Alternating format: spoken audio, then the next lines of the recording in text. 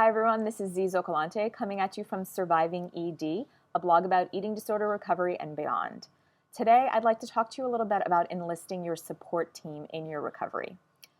So I remember when I was at the eating disorder facility that I was in for recovery, and one of the girls did her exit evaluation in group. And in that exit evaluation, she shared things that she was looking forward to, goals she had. And one of the parts was you had to name the people that you think would be good supports outside of the hospital as your recovery team. And she listed name after name after name. And every name she listed, I started getting a little bit depressed because I realized I didn't have anybody on my paper as my list of names. There was my family and there was my husband, but I remember thinking at the hospital, they're not really good supports. Part of that is that the experience of an eating disorder, some people don't understand it.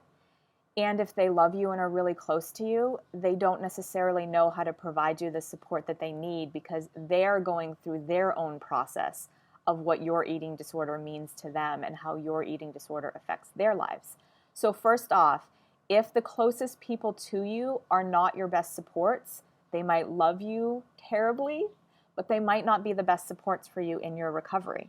And that's okay. The second thing is that there are a lot more people than you think.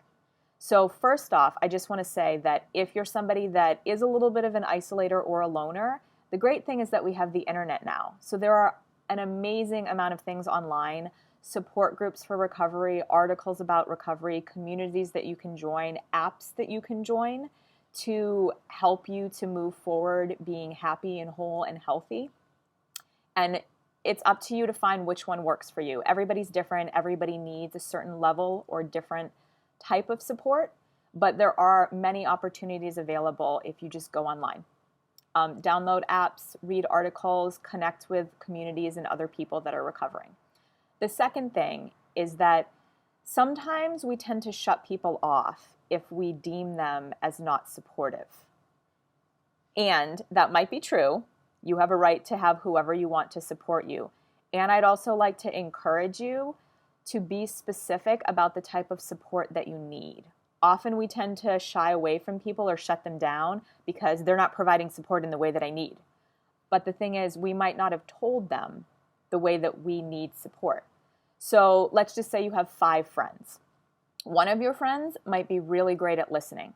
And you might specifically tell them, I'm going through something right now. I'm a little bit triggered. It would be really helpful if you could just listen to me.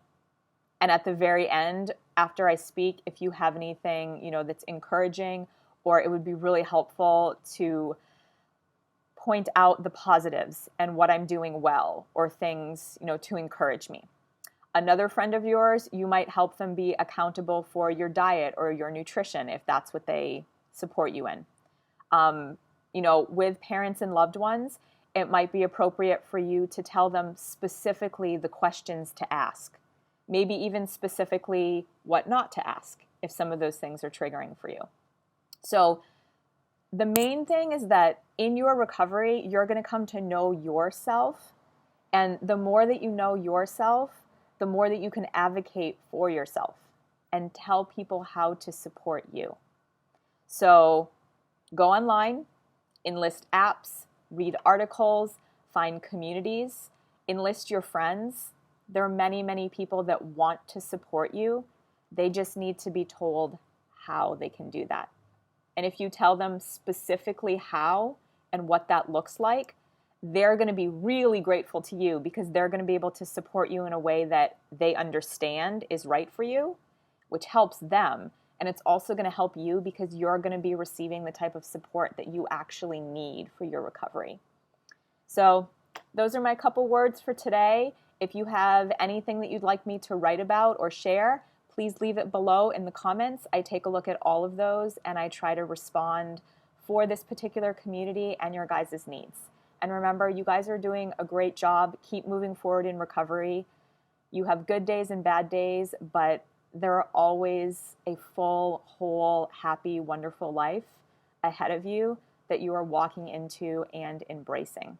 That can include bits of darkness and bits of shadow, but all of those things are good. They come together to make you a whole, unified human that can sit in your emotions and that can express your feelings and that can tell people how to support you.